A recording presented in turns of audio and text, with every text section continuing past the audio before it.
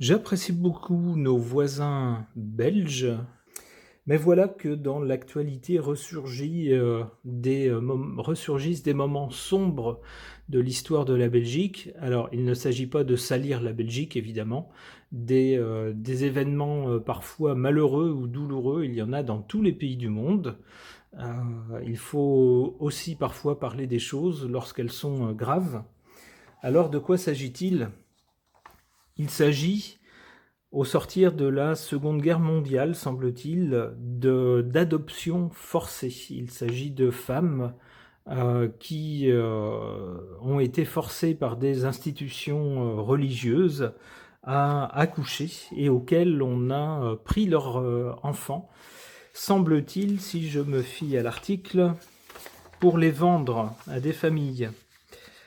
On nous dit les bébés étaient mis à l'adoption contre des sommes. Alors voilà, c'était pas vendu, c'était adopté, mais contre de l'argent. Donc, excusez mon abus de langage, j'ai dit vendre.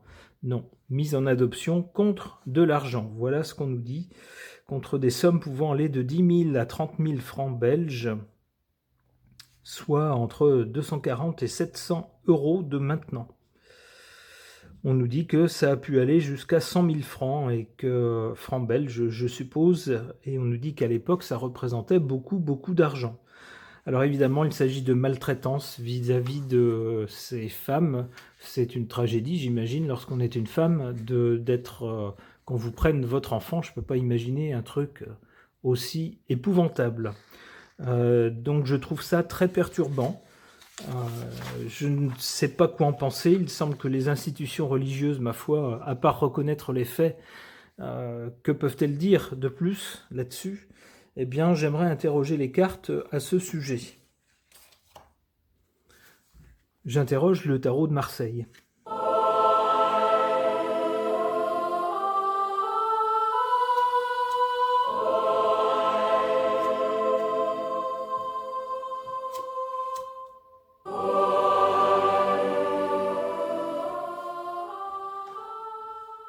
On a d'abord du côté du passé ou de la cause, la maison Dieu, qui est une catastrophe. Ça résume bien ma façon de ressentir ce qu'on pourrait ressentir si j'avais un enfant et qu'on me l'enlevait.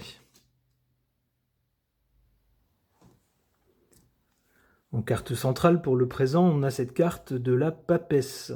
La papesse sait des choses, mais ne dit pas tout, ne dit qu'une partie des choses.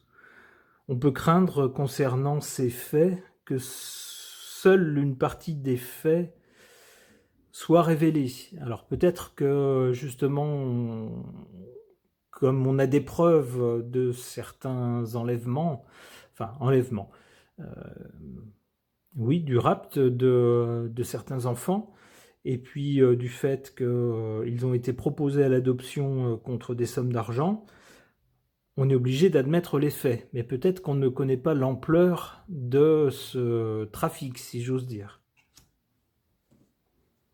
Qu'une partie, ou que l'ampleur de cette chose, de cette engeance, est cachée, reste cachée, ou qu'on ne dit pas tout.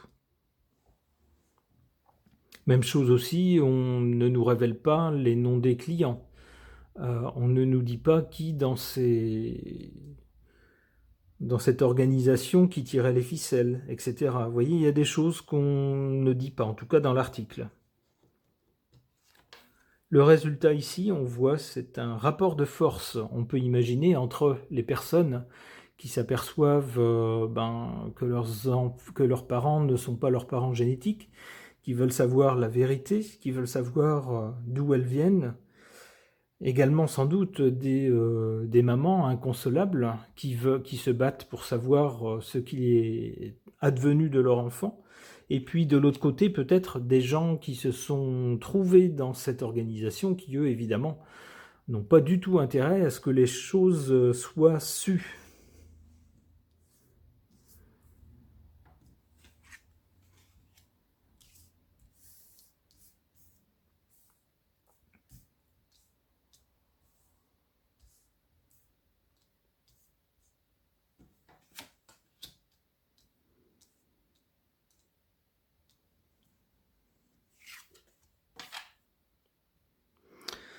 En défaveur, est-ce une surprise? On a la carte du pape qui nous fait penser tout de suite à la religion.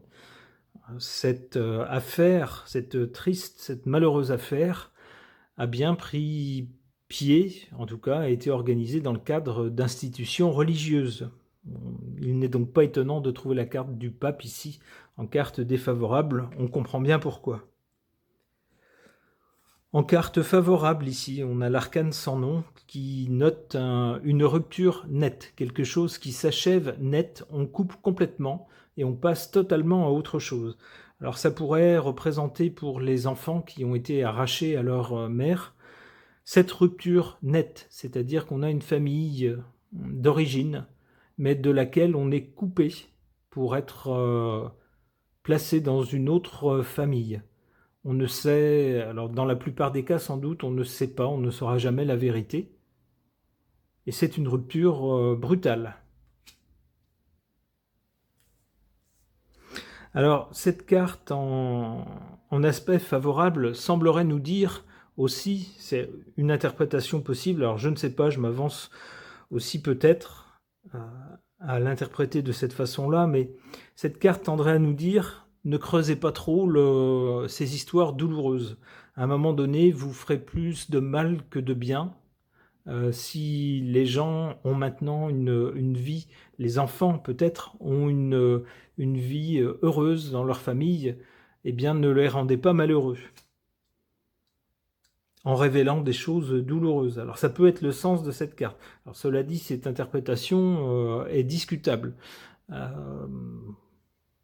Si j'étais un de ces enfants, je ne sais pas. Je pense que j'aimerais savoir la vérité quand même.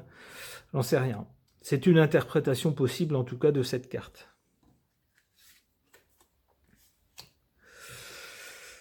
Du côté ici des conséquences, des résultats, on a ce rapport de force entre les personnes. On a aussi avec le diable, malheureusement, peut-être l'idée que des sommes d'argent seront mises sur la table pour dire, est-ce que ça vous aiderait à oublier si on vous mettait une liasse de billets sur la table? C'est un peu le sens du diable.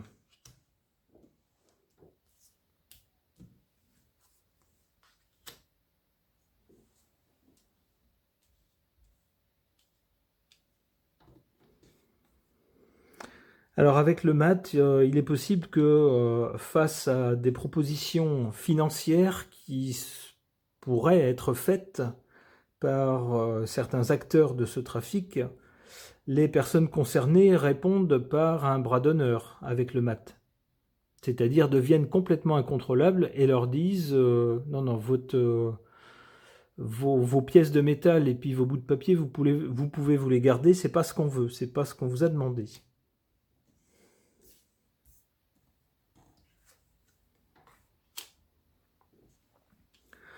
Le monde va mettre en évidence peut-être un trafic qui ne va pas se limiter aux seules frontières de la Belgique.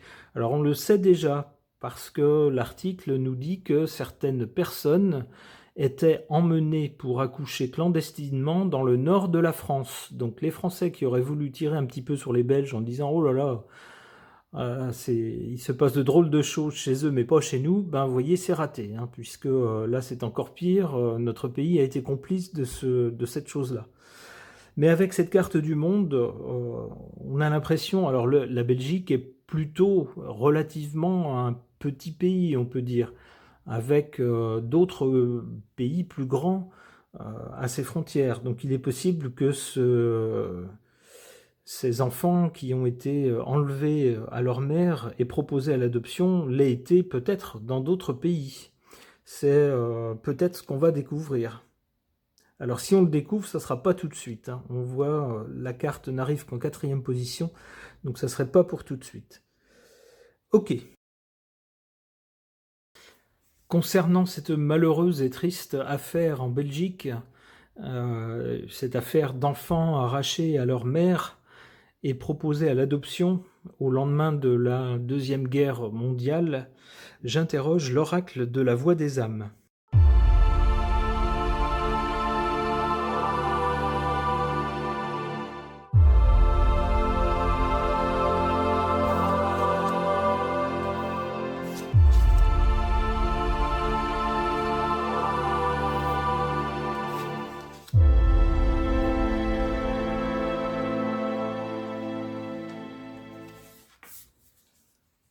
En carte centrale, on a la carte du respect. C'est effectivement toute la problématique de cette histoire, le respect des mamans, le respect des enfants, le respect des familles, le respect du droit pour une femme à vivre avec son enfant, à avoir son enfant, le respect aussi dans le cadre religieux, le respect de la religion, qui à aucun moment, s'il s'agit de la religion chrétienne catholique, ne préconise d'enlever leurs enfants aux mamans. Donc il est bien question de respect tous azimuts.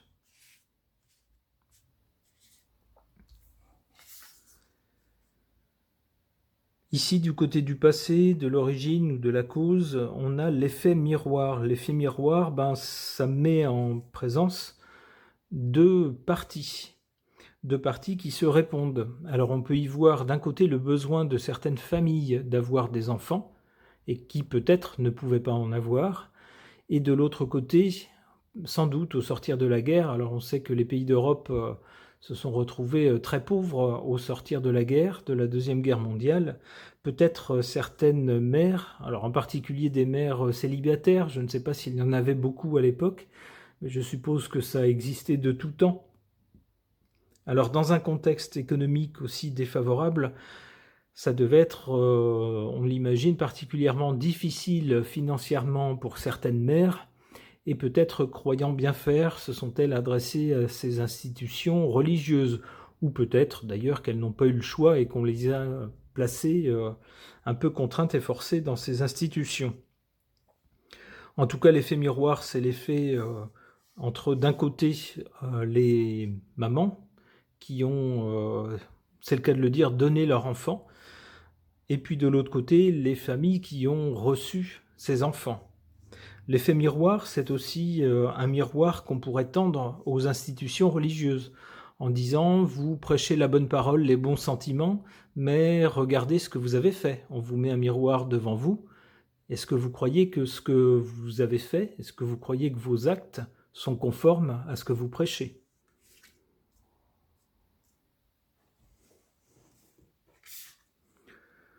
Le résultat, nous dit-on, c'est toi. Toi, c'est moi, c'est vous, c'est d'autres personnes. Ce sont des personnes comme vous et moi, donc, dont les vies sont impactées. Des gens qui apprennent ça des années, sans doute des années plus tard, apprennent que leurs parents ne sont pas leurs parents, ou que leurs parents biologiques ont subi des contraintes, si ce n'est plus, pour abandonner leur enfant. C'est de nature à chambouler complètement la vie de quelqu'un. On l'imagine bien, psychologiquement, ça doit être assez dur à encaisser. Il s'agit donc dans ce cas-là, de dire c'est des gens comme vous et moi. Il y a une brique qui leur tombe sur la tête. Et puis aussi aux mamans, sans doute. Donc les mamans pour lesquelles pendant longtemps on a préféré, sans doute. Alors ça se passe dans tous les pays. À chaque fois qu'il y a un scandale, un truc un peu honteux comme ça, dans un premier temps on ferme les yeux en se disant la génération va passer, la génération d'après ne s'en occupera pas ou ne le saura pas, et puis finalement hop, le problème disparaîtra de lui-même. Oui, mais non. Non, à un moment donné, si on a un minimum de cœur, il faut quand même s'occuper des gens qui ont été victimes de ce genre de trucs horribles. Et donc considérer que ces personnes sont des autres nous-mêmes. C'est des êtres humains comme nous, c'est pas...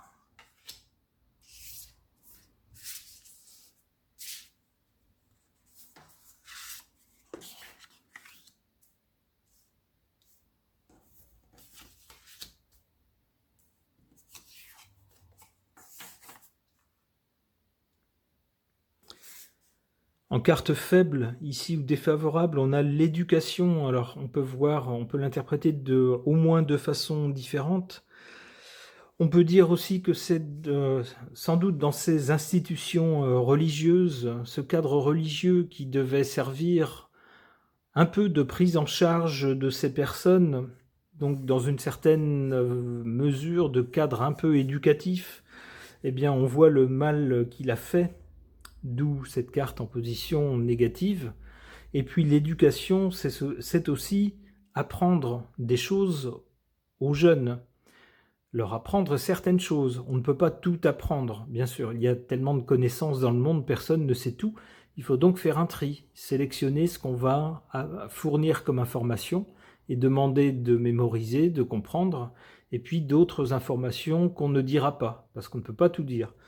Eh bien, il y a peut-être eu un choix ici dans l'éducation, d'éduquer certaines personnes en disant ben vous voyez ce genre de choses, c'est pas des choses forcément sur lesquelles il faut revenir, c'est pas voilà, hein, on va pas en parler et puis c'est tout.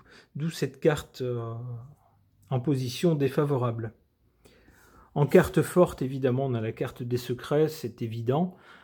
C'est quelque chose qui a été soit tenu secret, soit sur lequel on a voulu fermer les yeux, en se disant le problème va bien finir par disparaître si on n'en parle pas et puis qu'on fait comme si ça n'existait pas.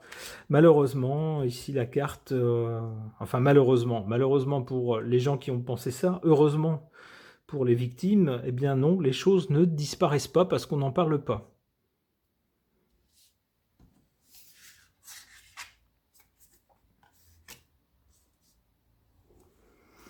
La peur ici, chez certaines personnes, sans doute chez les victimes de ces agissements malheureux, la peur sans doute à un moment donné quand elles se sont retrouvées dans ces institutions religieuses, quand elles ont compris ce qui se passait, la peur sans doute quand on les a plus ou moins forcées à accoucher et qu'elles ne voyaient pas leur bébé, on peut comprendre ça. Peut-être aussi maintenant que la peur a changé de camp. Peut-être que la peur maintenant est du côté des personnes qui se sont retrouvées dans ces organisations, qui pensaient pouvoir mener une vie tranquille, et maintenant qui voient le dossier. Alors le dossier a ressurgi une première fois au début des années 2000, peu après les années 2000, et ce dossier revient à nouveau sur le tapis.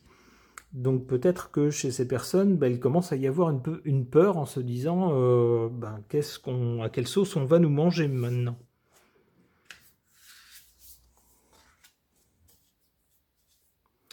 Et de l'aide, alors peur chez ces personnes, et de l'aide évidemment bien sûr pour les enfants et pour les mamans qui ont été spoliés. Allez, une dernière carte sur ce sujet douloureux. Le refoulement. Le refoulement, c'est ce qu'on fait quand... en psychologie, alors les gens qui ont une formation psychologique, que je n'ai pas, vous expliqueraient ça mieux que moi. Lorsque quelque chose est insupportable psychologiquement pour quelqu'un, un mécanisme de défense de la psychologie d'une personne, c'est de refouler. C'est-à-dire on met le souvenir et puis les sensations, les états d'âme qui sont associés à des faits, lorsque c'est insupportable, eh bien on les enferme dans une boîte. Et ça disparaît du souvenir. C'est comme si on tente de les faire disparaître. On appelle ça le refoulement, c'est-à-dire que on enferme ça dans un coin parce que c'est insupportable, tout simplement. Donc ça devient inconscient. Attention quand même, parce que ce qui est refoulé n'a pas disparu. C'est refoulé simplement. Il y a forcément un moment où ça ressurgit. Alors j'espère que le retour de cette affaire sur le tapis, ça sera forcément pénible pour toutes les victimes concernées. J'espère en tout cas que l'État belge saura trouver une façon de prendre en charge de façon humaine ces personnes, essayer de réparer ce qui peut être réparé, et puis d'aider bien sûr les personnes dans la détresse. Ce tirage est maintenant terminé, merci de l'avoir suivi.